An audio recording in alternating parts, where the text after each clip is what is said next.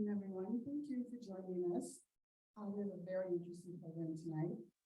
But as usual, I have many things to make, so let's get through them. I have some books over there. Some are fiction, some are nonfiction related to tonight's topic. And I also want to remind you, this is not about the program, but we do have something going on this month called Read a Book, Watch the Movie, and we've bundled the book and then the movie that was made from the book downstairs in the display case to your right as you go down the stairs. And if you take them and go to the circulation desk, when you check them out, you will get a free bag of microwave popcorn. So if you get hungry tonight and you don't have anything at home, you just, take the book and movie home and get your popcorn. Okay. I want to let you know what we have coming up. Our Arts Alive concert for April is on Sunday, April 2nd at 2 p.m. Mark Dvorak is returning. He's a folk singer, but he also sings some of like America's standards. I like to think of it as, the Frank Sinatra era, Frank Sinatra type songs, that kind of music. I said it's April 2nd. And then on Thursday, April 6th, we have something that sounds pretty fascinating to me. It's called Art Hidden in Plain Sight. Chicago's mysterious lakefront carvings. Apparently from the Indiana border all through 22 miles and up through Chicagoland, there are carvings on the rocks that are on the lakefront. And they go from just small, almost like initials, to great mythical creatures and pastoral scenes. Most of them are anonymous, and some have been there like 100 years. Bill Swislow is coming in. He's kind of an expert on this, and he's going to be showing the slides and talking about them. And one more note on, I think it's Wednesday, August 12th. Oh yeah, we have Lizzie Borden and the Borden murders. If you're into that, that he's calling it the original CSI because it is an unsolved murder. We're going to look at a lot of the evidence. Maybe we can decide who the perpetrator is, because Lizzie was acquitted. She was tried, but she was acquitted of the crime. So technically, we don't know who did it, and he's got photographs and a memorabilia and all kinds of stuff that we can look at. And I think it sounds a little bit fun, a little bit gory. Anyway, on a much different note, tonight we have with us author Shelly Sanders. She's written a really wonderful book, and I was telling her I'm almost finished with it. It's very compelling.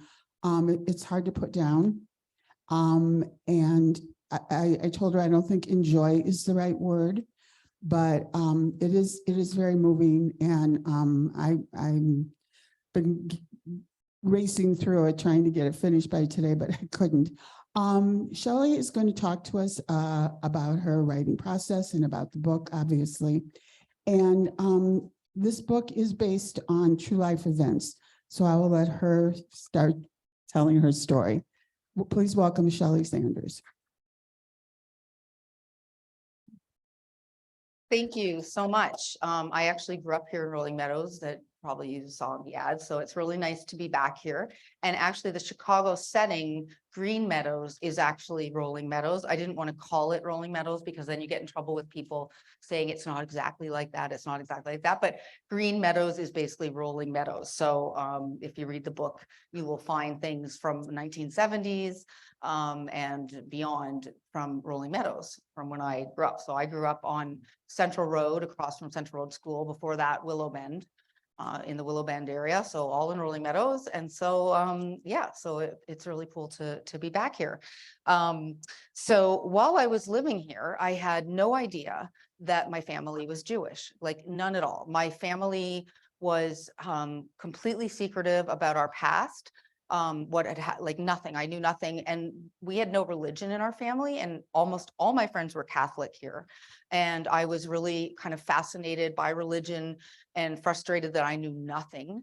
And really was, really didn't know anything about religion or Judaism, because there was no Jewish people in Rolling Meadows, like there were none. And so I really didn't know anything. And my grandmother would come and visit a couple of times a year.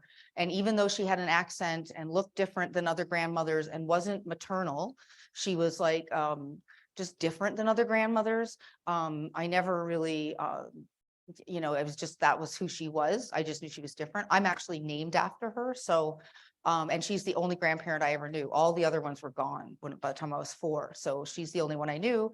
And so she went to her grave not talking about her Jewish or Latvian Siberian past. She was actually born in Siberia. So yeah, so my grandmother was Shelly Rachel Talon, and she was born in Siberia because her parents were exiled in 1905 from Riga, Latvia, for being involved in a workers' revolution. And so a number of people were killed and they were exiled. That exile saved her life and is the reason I'm here, because the rest of their extended family, everybody was killed in the Holocaust. I mean, everybody else, they all stayed because life for Jews in Riga was quite good. They actually had a Jewish person in government. They had some good writers. They had a lot of Jewish newspapers. It was a good life for Jews. And my great grandfather and my uncle had good jobs. They lived in a really nice neighborhood. They were merchants of the Second Guild, which meant that they were well received and traded and had a presence. So that's sort of where this sort of starts. So we'll see if I can click. Oh, wait, there we are. Okay. So this is just like one of the things that always fascinates me, because my family was so secretive, is sort of where I came from and how I'm alike. So this is 6 generations on the women's side from the Latvian Jewish. And on the top left-hand corner there is Miriam Pressman. So my great grandmother. Beside her is Sonia Pressman Talon, and then the one in the wedding gown is my grandmother, Shelly Rachel Talon, and then my mother, and then me, and then my daughter, Bethany. And so 6 generations, all based on from the Miriam Pressman, and then Talon came in because Sonia married Talon. And the other thing that's kind of neat that I found out the first time I went to Riga was that when Max, my great grandfather, was exiled, he was not married to Sonia, but she married him in order to move to Siberia with him, because you couldn't live with someone if you weren't married in 1905. So I thought, wow, it had to be love, because who would marry someone knowing you're going to be exiled to Siberia, away from your whole family? So I kind of thought that's kind of a love story. So I wish I could ask them more about it. These are just the first 3 books that I wrote, and they're inspired by my grandmother, Rachel. And she fled a pogrom from Siberia and went to Shanghai, where Jews were accepted without papers. And so it kind of follows her trajectory, but it's historical fiction, so all the events are true. She ended up doing a degree. She put herself through university at University of California, Berkeley, and did a business degree and graduated in 1930. So this was, so Vitebsk is where my family originated. It's now part of Belarus. And it actually was the same shtetl as Marc Chagall, the artist, which I kind of love because I love Chagall. So these are just some photos of Vitebsk, the shtetl there, and Novosibirsk at about the times that my family lived in those places. So, they came, it was a difficult time and just to give, but I like using photos. So this was a family reunion. Because they were political exiles, they were allowed to return to Latvia to visit family. Criminals were not, obviously. So this was a visit in 1910. And so my grandmother was 4 or 5, depending on what time of the year. So this is my grandmother here, Rachel, and her older sister, Nusha, my great grandmother, Sonia, and there's, whoops, sorry. Great grandmother Miriam, there you go. My great grandmother Miriam. So we've got 3 generations there, which is really cool. And this was a reunion there. In my research, I have discovered that my grandmother's first cousin here, Laza, one of Miriam's, one of Sonia, these are Sonia's sisters. a brother, Sonia's brother and his wife, all were killed in the Holocaust. So that was just kind of jarring to me when I found out, all of this, and knowing I have many pictures of my grandmother with these people because they would go back and visit. I mean, I can't imagine the length of time it took, but I really have to assume they were a close family for them to take the effort to come from Siberia to Latvia several times while she was growing up. So so this is Laza, the one that was in the photo I just showed you. And there is Sophie and her 3 sisters. So I've since found out that Laza died in Latvia in the Holocaust. I have not been able to find out what happened to any of Sophie's sisters. And so being a writer and a former journalist, this is something that always is in my mind. Like, I want to know what happened to them. Chances are they probably were killed. Because they're women, it's harder to find out because their last names were changed. I don't know, but these pictures were taken in Divinsk, which is now Daugavpils in Latvia, where they lived. So they went from Vitebsk to Divinsk and then Riga, because the jobs were better in Riga. Okay. Oh, this was just so my family, it kind of jumps here. But this was my family, my Aunt Nusha and my great grandfather Max and my uncle Monia, and they were involved in horse racing in Shanghai, and that's out of order. I don't know why that is. Anyway, so one of the things I did when I first discovered what happened was I didn't know anything about my family. So when I had my first daughter, I thought, I want to know. My grandmother had died when I was 14 and I knew nothing. So I went to Montreal with my daughter and my mother to interview my Aunt Nusha right here. She was outlived my grandmother by 20 years, even though she was a massive chain smoker. It's a miracle. Anyway, so I interviewed Nusha, who did not want to tell me much at all. Like, the secrecy in my family is unbelievable. So I managed to get about 20 pages of notes. I also noticed photos in her bedroom. A lot of them had my grandmother in. So I asked if I could look at the photos. No, can't look at the photos. And I was, annoyed, but I wasn't going to give up. So I told my mother to keep Nusha busy. And I went into the room and I took the photos and I stuffed them down my shirt. A lot of photos and little albums, all that had my grandmother in them. I figured that was safe. They were my grandmother. And Nusha had glaucoma. She could barely see. And Nusha actually died like about 6 months later. So, and the pictures all vanished. So I was really glad I took those photos, because all the ones I just showed you of Sophie and her sisters and all that, they were from the ones I took. So, I'm really glad I took those photos. So this photo was one of the ones I took. And that's my great grandfather, Max, there. Didn't know who this guy was, but he's in a lot of photos and I didn't know who he was. And this was like a mystery to me. And I, this was what I had to get to the bottom of. And I discovered this on my first trip to Riga. I'll also point out on the right, one of the kind of neat things, this was a newspaper from Shanghai when they lived in Shanghai. And one of the questions we always wondered was, did they live as Jews in Shanghai? Well, we found out that yes, they did. This is the Israel's Messenger, which was a newspaper, a Jewish newspaper, and my grandmother is in a gown and my great grandfather with glasses in the middle there. And this was a charity ball for a synagogue. And so we know that they were very involved in their Jewish life, which makes it more tragic that it all ended, that all the culture, everything is gone from our family. So this was, my grandmother was just finishing university and came back to Riga. And she is sitting beside Laza and Laza's wife, both of whom perished in the Holocaust a few years later. I don't know the other 2 people, but this is in an apartment in Riga. Again, one of the photos that I took. And so it was, just so important. Now, this, because I'm Canadian, I added this in, but it might interest you. So when my grandmother, she went and did her degree at Berkeley and then went back to Shanghai because her father, Max, wasn't doing well. And she married my grandfather, a Canadian, and they went back to Canada. And this was right before the war. My mom was born in 1938. And so they go back to Canada and there's a guy named Adrian Arcand living there. And he is a Nazi, basically. And he had thousands of followers. And this is a picture of him and some of his followers. They wore the swastika. They did the Heil Hitler. He was actually put in prison during the war to make sure that he didn't instigate anything.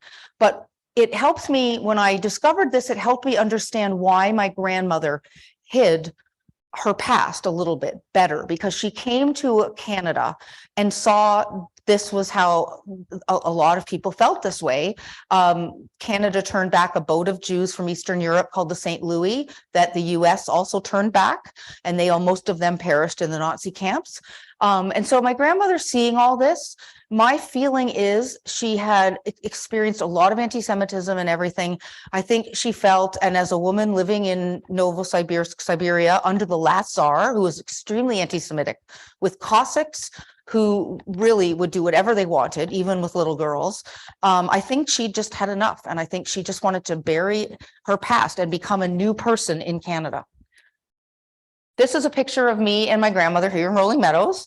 Yeah, she was here visiting. And so, it's precious because I'm named for her. But like I said, she wasn't maternal at all. Like, not like my friends' grandmothers. Like, they all lived around the neighborhood, and they would bake, and they would, they were that way. And my grandmother wasn't maternal. And in fact, when my mom was pregnant with me, my grandmother said to her, "Don't expect me to babysit." So there was a real, and I found out when I went to Latvia and met some Russians and that's a very Russian mother kind of way of being.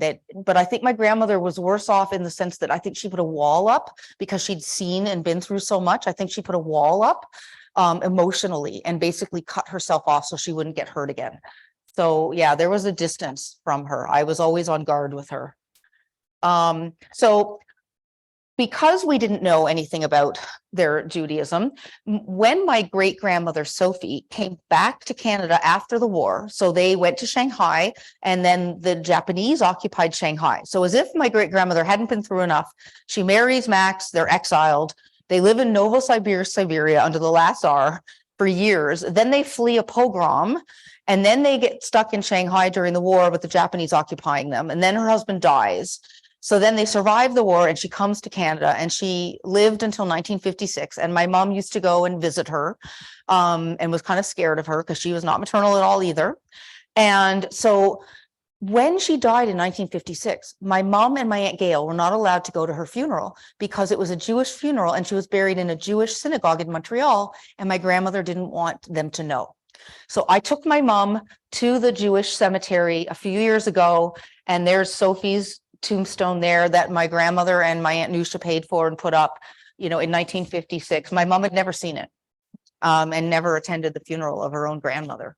So this is the level of secrets that, we had in my family, which are covered in the book, which I'll get into. So when COVID hit, I decided to draw, like I love just to draw for fun. And I was drawing like ink sketches.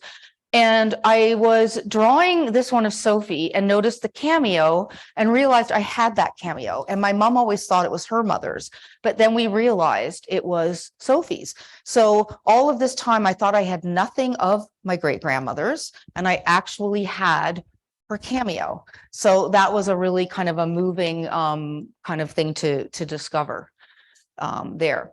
So what happened was I went and I got the information from my Aunt Nusha, and I kind of filed it away.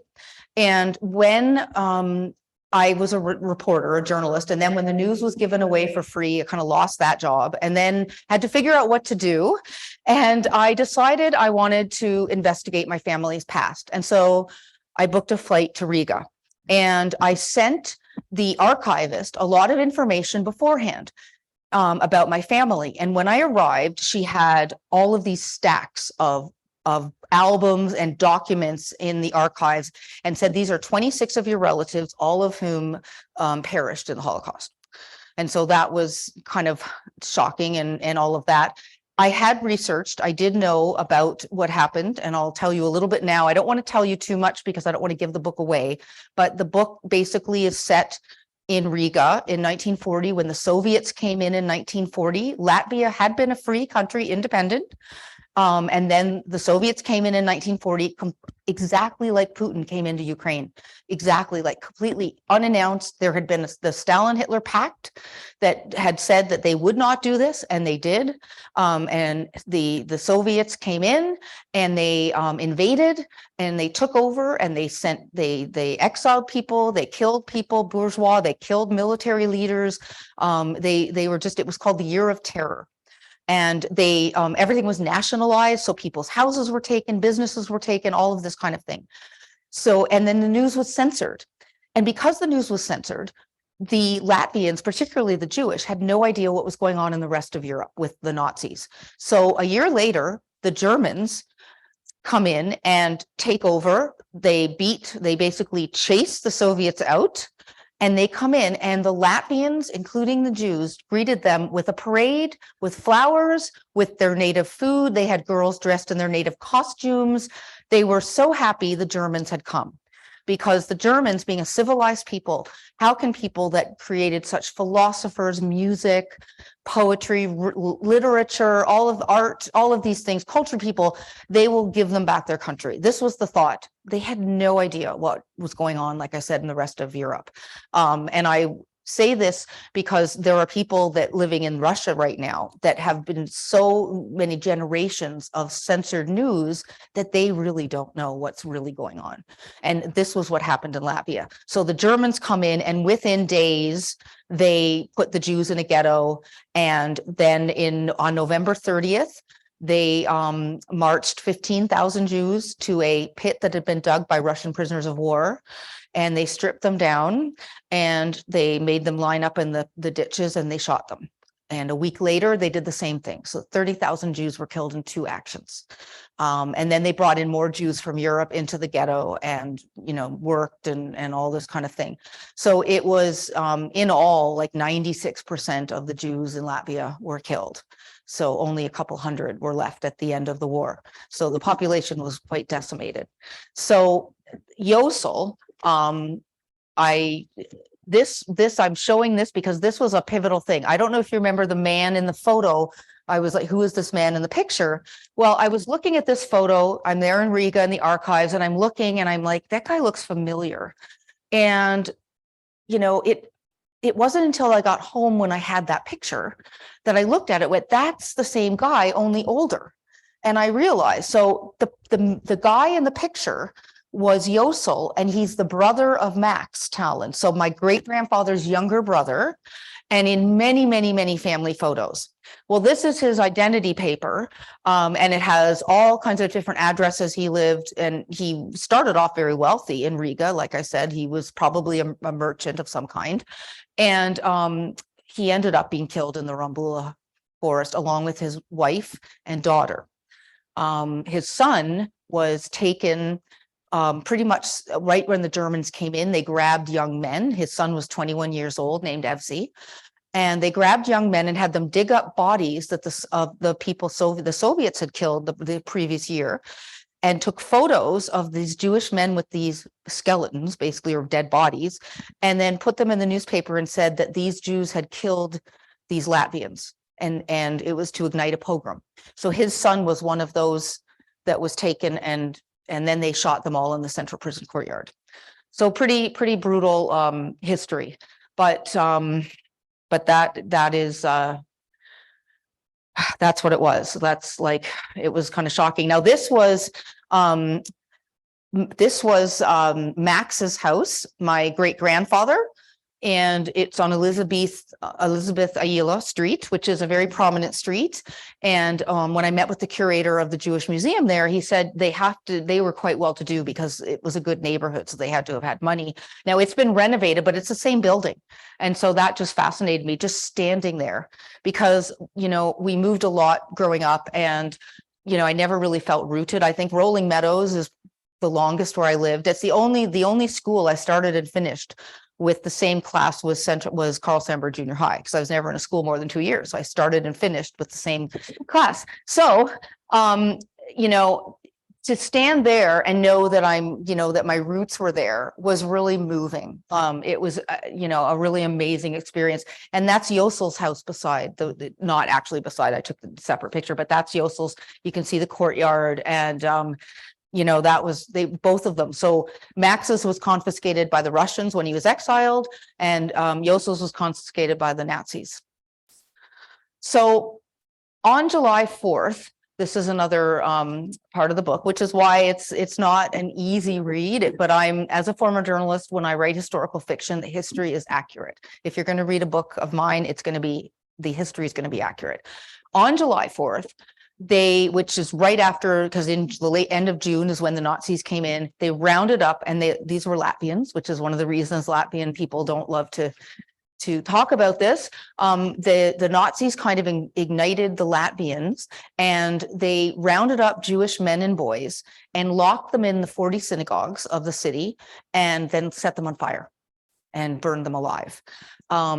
So every July 4th, they have a commemoration of this to honor because that's their Holocaust commemoration day, just because that was such a horrific day. One synagogue survived, this one. And when I was there, as you can see, they'd finally gotten the money to renovate it. The only reason it survived was it was between two important buildings that the Nazis wanted to have. And they were afraid if they set it on fire, there were so many wooden buildings, like this is a wooden building. They were afraid it would spread throughout the whole street, because one of the things that's really interesting is that Riga is UNESCO heritage designated in 3 categories, one of which is the old wood buildings. So they still have many, many wood buildings standing. Another is their Art Nouveau architecture, and the other is their medieval architecture. So anyway, so this is the only one left, the only synagogue left in Riga that's still running. Yeah. So I took the train to Dvinsk, which is where my family lived. This is still part of Latvia. It's Daugavpils. In the photo of Sophie and her sisters, this was kind of a revelatory moment. I was like, Dvinsk. I looked it up on a map. I couldn't find Dvinsk anywhere. And it took a couple weeks to realize Dvinsk was Yiddish for Daugavpils. And there's shtetls there. It was a huge Jewish area for, huge area for Jews. And so my family they went from Vitebsk to Dvinsk, and then some of them went to Riga, who could afford it.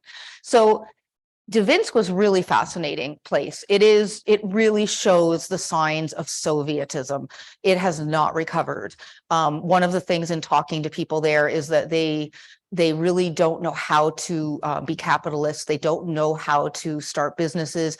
They got paid for doing nothing before. And a lot of people, the rabbi even said to me, a lot of people in his congregation say they kind of wish it was like that. They didn't have to work and they got paid. Didn't get a lot of money, but they got paid. But they were so steeped in that, it's really hard. So Dvinsk has seen pretty bad times.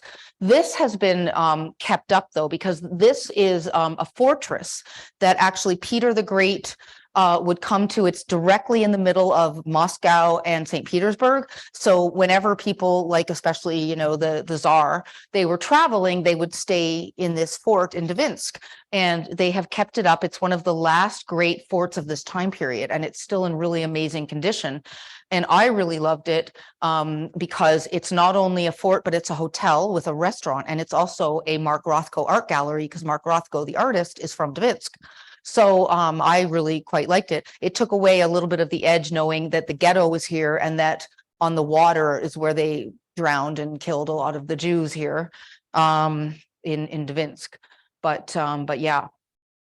So this is a photo that I don't know who took it, but it's someone was able to get a photo of the forced march to Rumbula.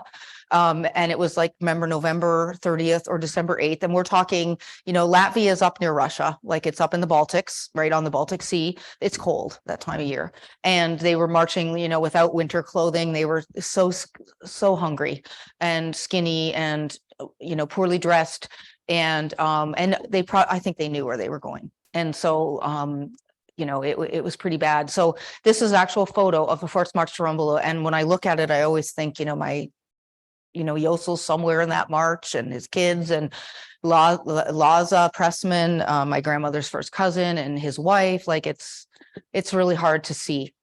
So I went to Rumbula, and one of the questions I've always had is, why is Rumbula, which I only found out about when I started researching my family, why is the Rumbula massacre not as well known as Babi Yar, which took place in Kiev? Because Babi Yar, more people know about it, and yet the same number of Jews were killed in Babi Yar.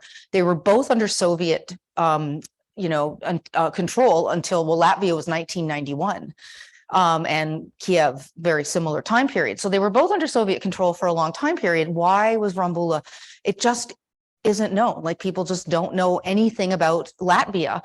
One of the things that Stalin did, because he was, of course, head of the Soviet Union at the time, was he would not admit that they were Jews that had been killed, that the Nazis had been targeting Jews. He said they are Soviet citizens, they are not Jews.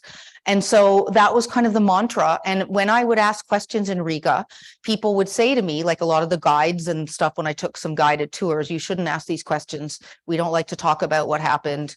We really don't want to talk about it. And that's when I knew I was going to write a book because nothing's been written. And I thought someone has to tell the story, and I wanted to do it for my relatives to honor them. So really nothing was known, and a lot of this was not done until after 91, when they finally got freedom and they finally did some monuments to Rumbula. This is actually a mass grave on the right. They have a number of them, and they have a stone, a big rock on the grave. The rock in Judaism, you put a stone on a grave because stones are forever. They are to mark memory is eternal. And so that's why there's a stone there. And then here they have all of these unmarked stones. There are, 30,000 of them to mark the Jews, all unmarked because they don't know, they know who's there, but they don't know where. I mean, the Nazis were notorious. They recorded everything. So I have a lot of the information. It's still being digitized, which is why I'm still finding family members that were killed, but they were notorious for recording. So so this is the memorial in Rumbula, and there's another picture of it. And it's, again, it struck me, as so many things in Riga did, it's a place of contrast. Like, the forest was beautiful, and then you think about what happened, just like the city of Riga is gorgeous. It's got like this beautiful river running through it. It was called the Paris of the Baltics. It's got the cobblestone, these beautiful buildings, beautiful city, and yet horrible things happen there. So it's just this place of real contrast. So the Ghetto Museum is actually on the former ghetto where the ghetto was. And most of the buildings, they're all basically look the same as the shacks that were there, because once the Soviets took control in 1944, no money was put into them. So, I mean, they're still standing there. Now it's basically a meth and addicts drug kind of den. I was told not to walk there by myself. But anyway, the museum is right there, which is, again, kind of ironic, but it's not open at night. But they have this wall of names that extends probably 4 times longer than the length of this room, all the way up. It's huge, with names of people that died in Latvia, Latvian Jews. And some of the ones, like there's Yosel, his wife Bashua, there's other talents. Like I had, because they're so spread out, there's so many talents, I had to take like 5 photos to get my relatives that were in there. Just so many, it's kind of mind-boggling when you look at the names. So this is the Daugava River, and just my shadow walking over there, and you get a sense like it's this beautiful place. And it's been, it was part of the Hanseatic League, and it's been occupied by the Swiss, by the Finns, by the Germans, it's been occupied by so many different people, and because the trade route was so excellent. It was a really great trade route, and it is beautiful. Like, I didn't want to like it, but I did. One of the ironies, again, is you can't see on this part of the fence. I wish I'd taken this further along. Further along in the same metal, very expensive, are the hammer and sickle. And you're not allowed to wear anything with the hammer and sickle or display anything with the hammer and sickle in Latvia. But because it's too expensive to change it on the railing, there's hammer and sickles all along the railing of the Daugava River. So again, one of the ironies there. So this is the Canadian version of the book. So there's the Canadian. There's 2 different covers of the book. So let's see. So there was, I wanted to tell a little bit about sort of couple of the things that have happened since the book came out, kind of a neat thing. So I got an email from this guy in Latvia. One of the women in the book, a real person. I do a lot. In my historical note, you'll see I use actual names of people because I feel really strongly, especially if people are heroic, that their names should be used. And so I did that with one Latvian who rescued at great risk to himself and his family, included young children. He rescued Jews. He hid them under his shed. He hid some in his basement. He found hiding places for them in Riga. And he was an amazing person, and he has been recognized by Israel as among the righteous for what he did. So I do use real names. So anyway, this guy emailed me, and one of the women in my book is caught by the Latvians and the Araj commando, Victor Araj, and put in the basement of the Araj commando headquarters and raped repeatedly by Victor Araj before being let go. And her name, it's a difficult, Zelma Schlelovitz. So she survived, and she ended up years later testifying in the 1970s. They caught Victor Araj, who'd been hiding out. He fled when the Russians came in and occupied it. He fled, and she testified against him in court about the rapes and put him in prison. And I thought that was incredible, like this brave woman who had experienced so much awful things. And I wanted to, I included her in the book. So this guy in Latvia is friends with this woman's daughter who lives in Israel, and he put me in touch. The daughter had read my book, and she was really honored about seeing her mother the way she was portrayed in the book. And then she told me about on YouTube, there's a full, her mother was interviewed. They do a project for Jews and to talk about how they survived. And her mother was one of the ones interviewed, and it's in English.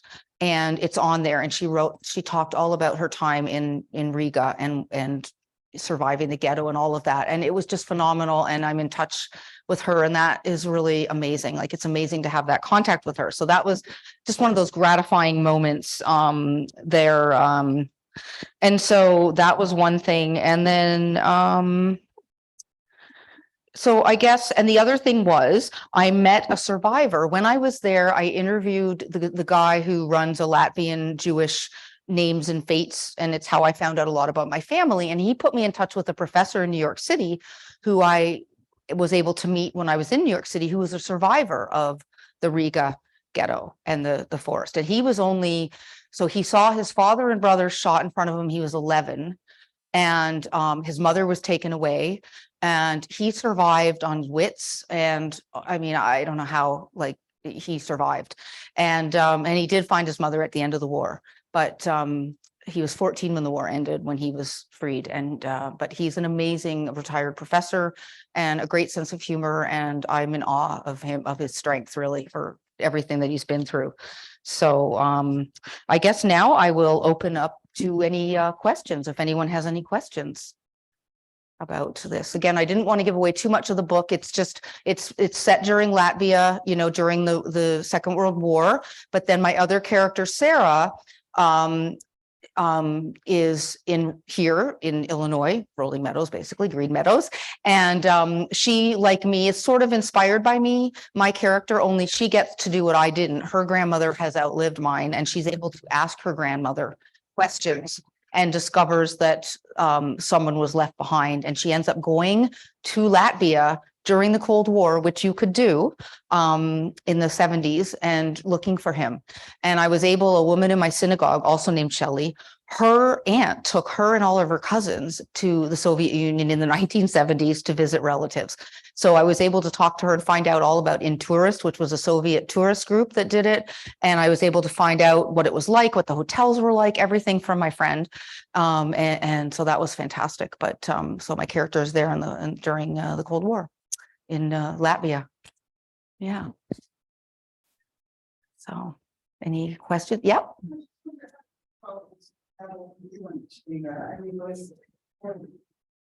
Yeah. When Sarah goes, she's 70. Yeah. Well, no one wanted me going. I went alone the first time, but I was determined and you know, you get there and everyone's speaking Russian. I have since been learning Russian because all my grandmother's documents are in Russian. So I've been able to translate some now finally, but it's a bit unnerving. But then, you know, I kind of looked at it like a journalist and I was like, I wanted to find out, like I had had enough of not knowing anything. So I really wanted to know. And I went and it was, you know, like I said, there were some people that didn't like my questions. But I did find it, you know, and it was hard seeing sort of the way people live there. Like there's, you know, nobody can afford, they're all living, like 80% of the people there are living in Soviet apartment buildings because they can't afford anything else. And so the outside is horrendous, but they fix them up on the inside. But what's interesting is that nobody will invite you to their house. Like they like to meet in coffee shops. And I loved the coffee shops. I found the people were really engaging. I met some really lovely people. The professor I met was amazing and, you know, trying to convince me to move there.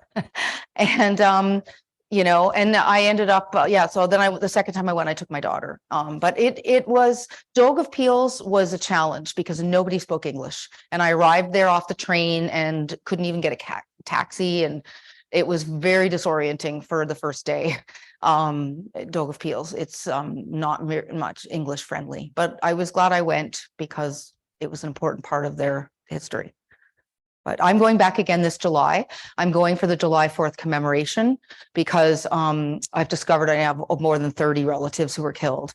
And, you know, they've never had a funeral. There's no gravestones, nothing. So I want to go to pay tribute to my family. And so I want to go and you know, spend some more time there. So I'm going for a week in July, beginning of July. Yeah, I know. It's been 4 years. Yeah. Is it this year too? Yes. Oh, I didn't even, well, I'm booked and everything, but Okay, that's good. yeah, oh no, I'm booked. It's all good. Yeah, it's, yeah, I really did really enjoy Riga. I really did. I find Riga a really, like, it's a great, like the food is really great, the culture, the opera, they had this great art gallery, and we were lucky enough, this was when my daughter was with me, the artist was a female who did her art during Soviet times and was exiled a couple of times for her artwork, but it was amazing what she portrayed in her artwork, the kind of signs of what life was like. And it was an astonishing exhibition, and it was fantastic. So there's just a lot of really interesting things to see there. And I just feel, I mean, when I went to the Jewish Museum, the first woman there reminded me so much of my grandmother. I just got this eerie feeling. So it's, I don't know, like I just feel a pull there. So I know I will keep going back to Riga. And this professor, who's now 91, has been going every July 4th. He's finally stopped, because he's just getting too old, but he went every July 4th for the commemoration. So yeah, so it is quite an interesting city. And they have, well, I know they have a Canadian army base there. I'm not sure about the US if they do or not, but they are also, I was saying to someone earlier, like with Russia, like they do not want to be occupied by Russia, and they are very concerned about what's going on in Ukraine, as am I. And so when Putin attacked Ukraine, basically, you know, steamrolled in, just like Stalin steamrolled into Latvia, they got rid of some of the Russians that were concerning. And then they stopped teaching Russian in their schools. They're only teaching Latvia now. They were harboring some radio stations from Russia that were very democratic, but they just kicked one out last week. It was an article in the New York Times about it because or the New Yorker magazine, I should say, because they found that a couple of them were pro-Russian. So that's it. They were gone. They're gone. So they do not want a Russian influence in there. Yeah. But it's so hard to get them out because they're so ingrained. They came in when the Soviets occupied in 44, they wanted to fill it with Russians, you know, and Russify it. And it's filled, like Russian was the language I heard. Everybody speaks Russian. And, you know, my grandparents, my grandma, they spoke Russian. I don't know if they spoke Latvian. And, you know, when I asked people there, they said most of them would have spoken Russian and Yiddish and not Latvian. So it was very Russian. Yeah, it's a very Russian place, yeah, definitely. There is a book called Lucy Barboy. It talks about the quiet heroes who helped save them. Yes, there was the Yanis Lipke. And there was a movie that you can watch. It's on the Canadian Netflix. I don't know if it's on the American. It's called The Mover, but you could search it. And it's about I saw it at the film festival in Toronto, and it's about Yanis Lipke and his saving of the Jews. And I actually went to his house in Latvia, in Riga, which is across on the other side, across from Old Riga, and they have a museum set up, and they've kind of made a museum down underground where he harbored people. And again, he had young children at the time, it was at a great risk. So many Jews owe their lives to him, and he's in my book. Again, he's in my book because I just was I was just so impressed by him. And so, he saves my character in my book, but I don't want to give any more away. But yeah, there are many, and Frida Mickelson, who my character Miriam is inspired by. She was a seamstress, a very fashion designer, really in Riga, quite well known. And she survived Rumbula and lived for 3 years in the forest, outside, or hiding. And so my character Miriam is based on her. So my book also looks at intergenerational trauma, because I've seen that in my own family, where so intergenerational trauma is the idea that trauma is passed on from one generation to another. And universities like Yale and NYU, and a lot of them Ivy Leagues and big universities, are doing studies, and they tend to use Holocaust survivors and also Native Indian survivors, descendants. And so because they can quantify that trauma, and they have found that in Holocaust survivors, grandchildren have a higher propensity for PTSD. And, they have fear of things that their grandparents had, like fire and things like that, for no explicable reason, probably because of the trauma that they inherited. So it's really fascinating. In my family, it's along the maternal line. It's it's unbelievable. It's like a nail driven through my line. But yeah, so intergenerational trauma, the transmission of oppressive or traumatic effects of an experience, of a historical event. And so that's a big theme of my book. Yeah. So. What about your paternal side? My paternal side is Canadian, well, British, but all my grandparents were born in Europe. So, but he's British. Yeah. So, but my grandmother she was considered Jewish, so she is Jewish 100%. And so anyway, she had to hide it, and his biggest client in Montreal was anti-Semitic, and so they couldn't tell anyone she was Jewish. He would have lost his job. Yeah. So you had a question? Yeah. Yes. Thank you for writing the book and for taking the history and, putting it into an exciting form for people. I have kind of and I can sit and play, compare notes with you, because people, but apart from that, this is kind of a big view question. I just remember as a teenager, even the 60s, or a little kid earlier, in the early 60s, there were the First World War was roughly 50 years ago. Yeah. And World War II was 20 years ago. Yeah. And 25, and it was just kind of fresh. Well, now, we have Iraq and Vietnam, which are fresh. Yeah. And World War II and the Holocaust is 75, 80 years ago. Yeah. So, and when people talk about the Civil War, to most people, that's ancient history. So, what do you think is going to be passed into the future, by our generation? Yeah, I'm concerned of this history. I'm concerned because there's, Trump has not been helpful. Fox News has not been helpful. There's a lot of revisionist history going on out there, and also the way people get their news.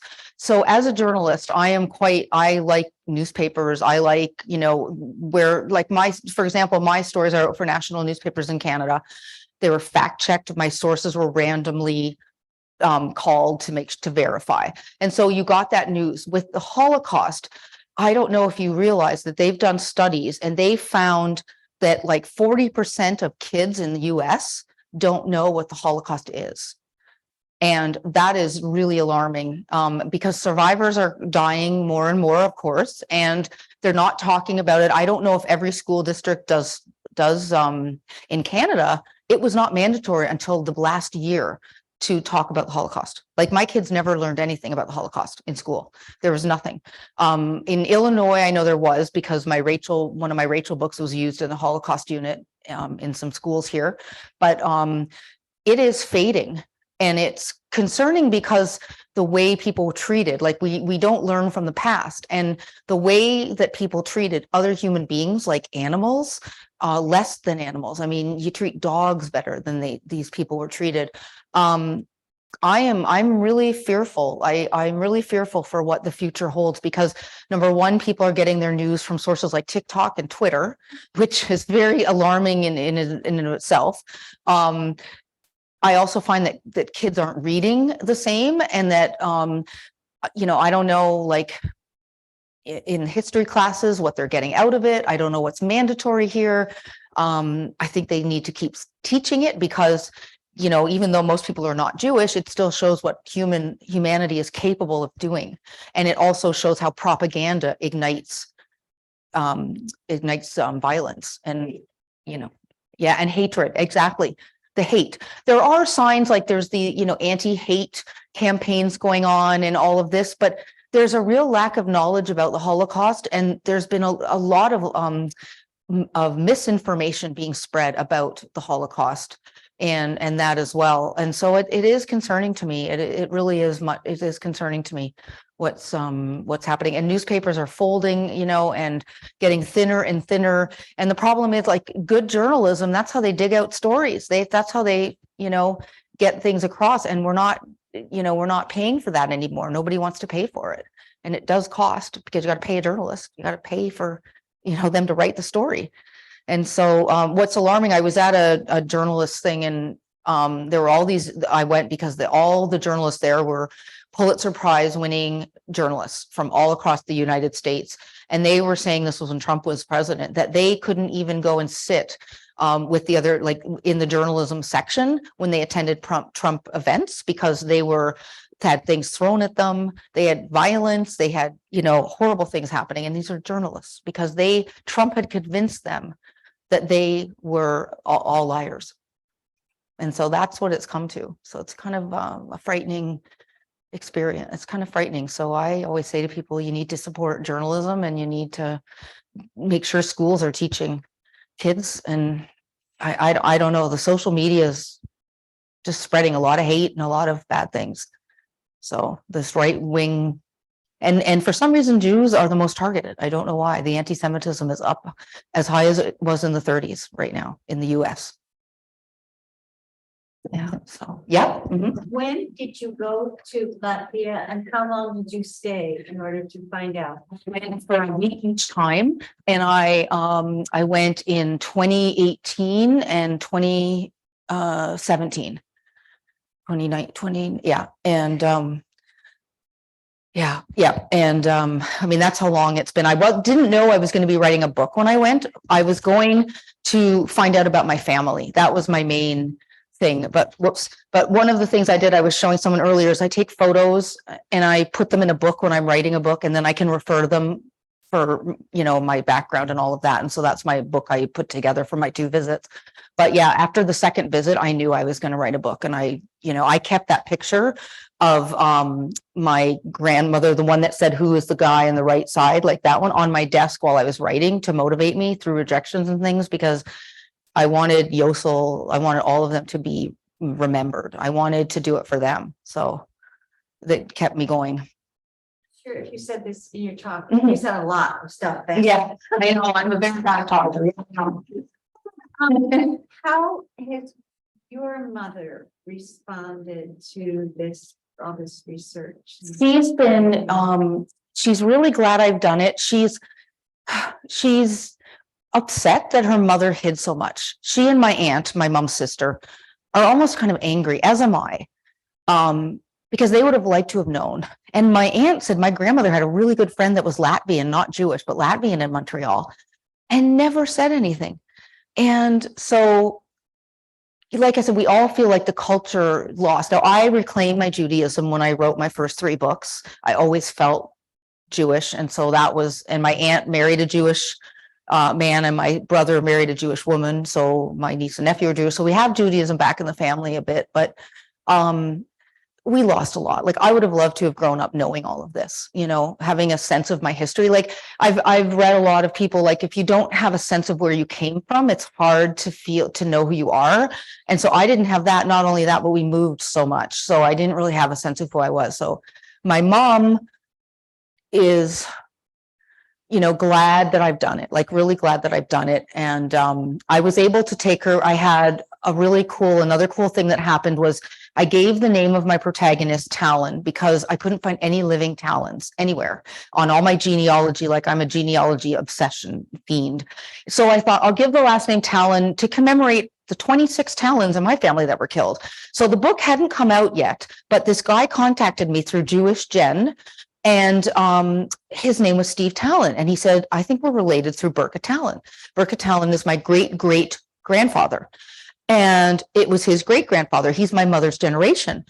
And it turns out that his grandfather and my great grandfather were first cousins, exiled together in 1905 to Siberia.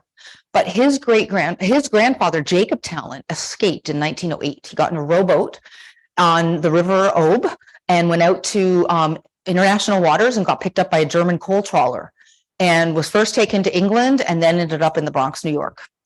And so my cousin was born in New York.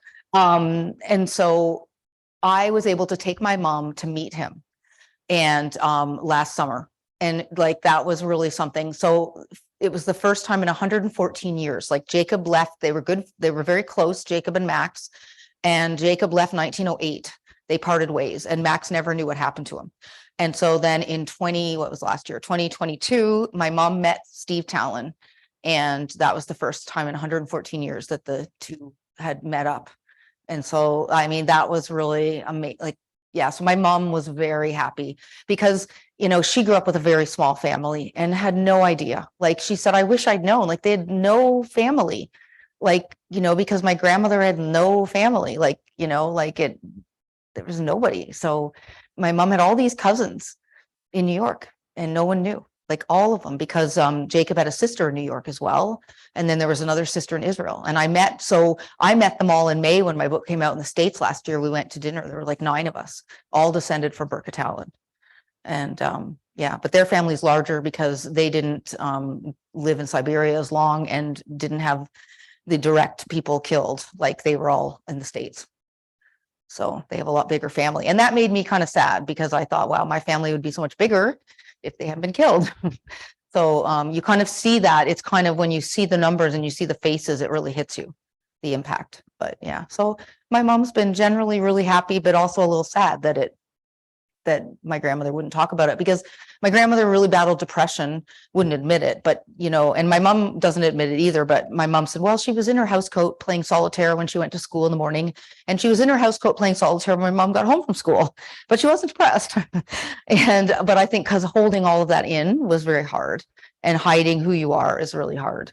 So yeah, so I think that was part of my mom. So she would have liked to have known. Yeah. Thank you. Mm-hmm. Any other questions? So I don't have any books here because I arranged for Barbara's books to come and they didn't show up. Don't know what happened there. Anyway, but Barbara Books have it, and Barnes and Noble carries it, and it was a Canadian bestseller. It is a Canadian bestseller. I would love to see it become bestseller here. I'm working on my next novel with HarperCollins is coming out next year, and it's about a female sniper in the Red Army in World War II. And this is true. This is a true, they actually had a training school for female snipers in Moscow. They trained 2,000 women. And so they had whole platoons of women snipers with platoon leaders that were women. So my sniper is a member of a female platoon and in World War II. And you see, but it really has struggles with killing. You know, even though wants vengeance and all of that, it's still a really hard thing. I was fortunate enough to get into my hands some self-published diaries that some of the girls kept on the front. and many of them died, but their families had them published and they were just translated a couple of years ago. But they really struggled, a lot of them, with killing. In that, like going from, a regular, like in my case, my girl was an academic at university, and then going to shooting somebody. So they all learned to shoot in the Komsomol, which is their youth group. So all the women knew how to shoot. So it was a logical progression. And they were great snipers. They were stealthy and quiet, patient. They had a steady hand. They were really good snipers. And so anyway, so it's about that. Don't have a title. Well, the working title is The Woman Who Hunted Hitler, because then she gets injured, and this is all based on real people, and she's redeployed as an interrogator, translator, because she speaks German. And this was a real woman, a Jewish woman, who was a translator for SMERSH, which was the Soviet intelligence agency. There were 3 of them, and Stalin tasked them with finding Hitler and bringing him back to Moscow for the May Day ceremonies in 1945. So of course this didn't happen, but she was on this 3-person committee group and they interrogated high-end people that they caught, the Nazis, officers and that, to find out where Hitler was. They didn't find Hitler, but they did find some bones and some teeth, and they didn't know what they were. So Elena, the woman's name, she was given, because the 2 other guys said they were going to go get drinking, and they were afraid they were going to get drunk and lose these teeth, and they wanted to find out if they were Hitler's teeth. So they gave her the box with the teeth, all true. And I'm not going to say anymore, but this is where, it gets very interesting, and it's a very cool story. So that's my next book coming out October next year. I'm annoyed it's coming out. They want to have it out for the holiday books next year, 24.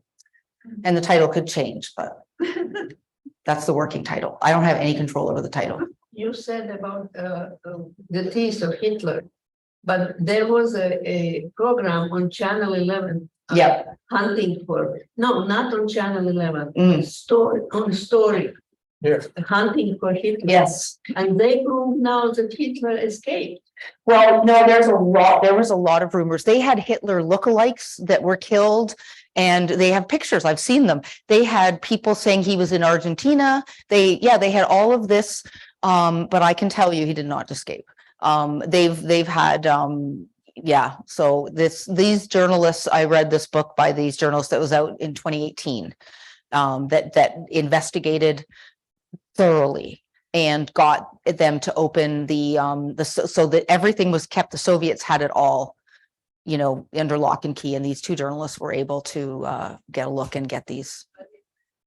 They said that the remnants of the burned body turned out to be women, not a man. Well, there was a woman that was killed with him, but that was Eva Braun, who married him that night. But no, they found his dentist, and it's definitely Hitler. It was definitely Hitler who died. I know there's still people that don't want to believe it, or there's still people that are kind of have different ideas. But they, and I've seen programs like that. There's always going to be there's always going to be, because there was never a body, they purposely did not bury him. And because that would have, imagine for neo-Nazis what that would be like if you had where Hitler was buried. And what I loved, I was in Berlin in September doing research for my sniper novel, and I went to where Hitler's bunker was. It's now a parking lot in front of really low-end housing, like apartment buildings. And it gave me great satisfaction seeing it's a parking lot, and they have a sign, and what they did was they dug out part, and then they put explosives into completely, and then they filled it all in with cement and paved over it. So there's no way of getting in there underneath. But yeah, it's a parking lot. Yeah. So did you have a question? Well, no, they did the same thing with Osama bin Laden's body. Yes. They heard at speak. Yes. Because they knew what would happen in the Middle East. Exactly. You can't have a body like that buried with a gravestone. Yeah, you can't. Yeah. Yeah, if I can say something about some of those programs that I see on the Story Channel, which is owned by the History Channel, they have a lot of series where could it be that? Yes. Blah, blah, blah. Yeah. And so they raise lots of questions Mhm. That they don't answer to make you think that something might have happened. So you'll keep watching. Yeah. But usually there's no there. Yeah, exactly. It's, So I it's, hope he didn't escape. no, he did not escape. I think he's in Las Vegas with us. Yes, yeah, you know, this. Probably Stalin's there too. Yeah, no, he did not escape. Like this book that I read by these two journalists was pivotal and was amazing. And then I read this translator, this Jewish woman, and I mean the irony of a Jewish woman holding on to Hitler's teeth, like I love it. She wrote a memoir, and I read her memoir. It was translated, and so that just, I was like, I have to write this book. This is the next book. So yeah, so that's the one I'm doing now, the revisions for now. So yeah.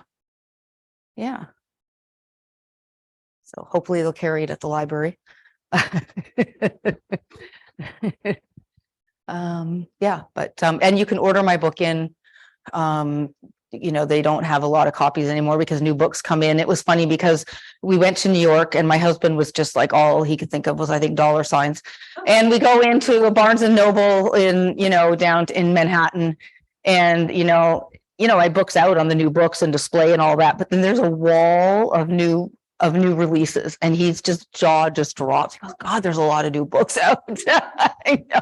So like, yeah, it's been almost a year. So it's on the shelves, but they probably don't have a lot of copies, but they can order it in from the publisher and have it in like a day or two. So, or you can order it online from Barnes and Noble. So it's around, and Barbara's Books carries it too. They can order it in if they don't have it on. It's, my publisher has lots, but anyway, so. Yeah. Oh yeah. You can do it on Amazon too. Yep. I always just like to promote the bookstores because I'm like a fierce independent bookstore supporter, because I love, I love Barnes and Noble too. Yeah. Mhm. Is there a large population of Jewish people today in Latvia? In Latvia, there are, I think there's about 15,000 now. They have, so the Jewish Cultural Center, which houses the Jews in Latvia Museum, was the Jewish Culture Center before the war. And then the Nazis took it over as like a social thing, and it was given back to the Jews after the Soviet occupation ended. And so that's, become quite vibrant. Like I was there, and it's become quite vibrant. They have quite a vibrant youth group there. But the rabbi I talked to him, and he's a really nice guy. And he said to me, the problem is the picture of the synagogue I showed you. It was always a conservative synagogue, which means the men are on one side, the women on the other, which was what it was back then. But now Reform, which is what I am, very liberal Judaism, is just like, people at church sit together and everything. And he said he has young people that don't want to come because they don't want to sit like that. And they would probably have more people adhering to their Judaism if they could have Reform, but they can't. The synagogue has to be conservative because that's what it was built for. And they don't have any other synagogues. So that's a problem. It's a real problem there, unfortunately. Yeah. So they went from 40 synagogues to 1. Yeah. So it was thriving. It was thriving. Simon Dubnow, who's in my book, was a historian and an amazing writer. I read a couple of his books. He came to Latvia from Germany because Latvia was so much better and safer for Jews, and he ended up being killed in the ghetto. Yeah. So. Okay. Well, that's it, I guess. It's really been great being back here and, back in Rolling Meadows. So yeah, I'm here for a few days. I'm treating it as a writing retreat to work on my revisions and just be in my own stomping ground. So yeah. Thank you. Thank you so much. This is a great library too. This is where I used to get my books out. Love it. Yep. Got my books out here. A lot of fines too, because I was bad about getting them back on time. Yeah. That's plagued me through university. Yeah, but it's really expanded. It's a fantastic library. Yeah. Great. Thank you.